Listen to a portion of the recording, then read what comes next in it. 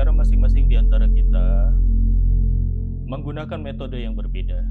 Ada yang menggunakan wujudul hilal, ada yang menggunakan imkanur ru'yat. Kalau wujudul hilal ini yang penting bulan sudah keluar, yang penting bulan sudah muncul, tidak mesti sampai ambang batas 3 derajat, maka itu semua sudah memasuki satu Syawal atau satu Ramadan. Sedangkan pemerintah Indonesia menggunakan imkanur ru'yat. Ambang batasnya harus 3 derajat terlebih dahulu. Kalau kurang dari 3 derajat, maka puasanya atau yang 29 hari itu harus digenapkan menjadi 30 hari.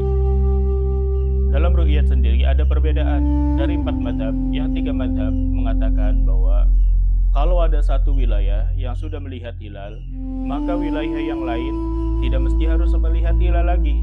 Ikut aja kepada wilayah yang sudah melihat hilal. Sedangkan dalam mazhab Syafi'i,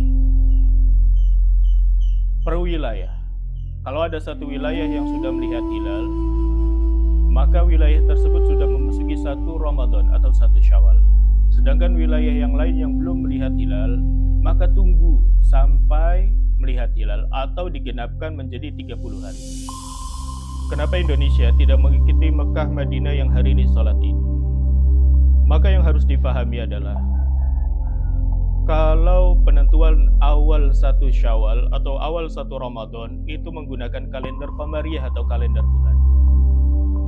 Dan Saudi lebih dahulu dibandingkan Indonesia karena bulan terbit dari barat.